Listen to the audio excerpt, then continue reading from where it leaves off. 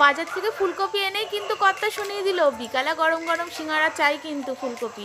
তা আমি আর কি করব, লেগে পড়লাম সিঙ্গারা বানাতে। ফুলকপি আর আলুগুলোকে ছোট ছোট করে কেটে ভালো করে পরিষ্কার করে ধুয়ে নিলাম। কড়াই দিয়ে দিলাম সর্ষের তেল, এতে দিয়ে দিলাম 5 ফোড়ন আর রাঁধুনি ফোড়ন। তারপরে ফুলকপি আর আলুগুলো দিয়ে খানিকক্ষণ ভালো করে নেড়ে চেড়ে ভাজা ভাজা করে নিলাম।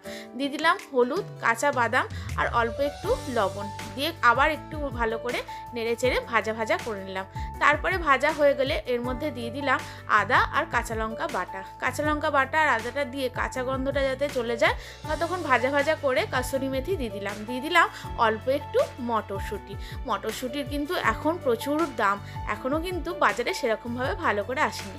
তারপরে ভালো করে ভাজা ভাজা করে ওতে অল্প পরিমাণে জল দিলাম যাতে ফুলকপি আর আলুটা ভালো করে সিদ্ধ হয়ে যায়। ঢাকা দিয়ে দিলাম। এবার আমি ময়দাটাকে মেখে নেবো। ময়দাই নিয়েছি বন্ধুরা, ময়দা দিয়ে সিঙ্গারাটা খেতে কিন্তু ভালো হয়। জোয়ান আর দিয়ে দিলাম পরিমাণ মতো লবণ। তারপরে কিন্তু অনেকটা সাদা তেল ময়াম দিয়ে দিলাম, দিয়ে অনেকক্ষণ ভালো করে এরম করে মেখে নিলাম। যখন দেখবেন এইরকম একটা মুঠো হচ্ছে আবার খুললে খুলে যাচ্ছে, এইরকম স্ট্রাকচার এলে অল্প অল্প জল দিয়ে বেশ শক্ত করে আটাটাকে মেখে নিলাম। এবার বন্ধুরা বলে রাখি, এখানে কিন্তু আপনারা বেকিং সোডাও দিতে পারেন, কিন্তু আমি এখানে দিইনি। এবার দেখুন তরকারির জলটা আমার মরে গেছে, দিয়ে এবার এটাকে পুরো ভাজা ভাজা করে শুকনো শুকনো করে নিতে হবে। আলু ফুলকপি কিন্তু সবই সিদ্ধ হয়ে গেছে এখানে। ভালো করে আরেকটু ভাজা ভাজা করে দিয়ে দিলাম পরিমাণ মতো চিনি। চিনিটা আপনারা স্কিপও করতে পারেন, আর যদি ইচ্ছা হয় তাহলে দিতেও পারেন। আমাদের একটু মিষ্টি মিষ্টি খেতে পছন্দ করে তো। এবার পুরটা একটা থালায় ঢেলে নিয়ে ঠান্ডা করতে দেবো।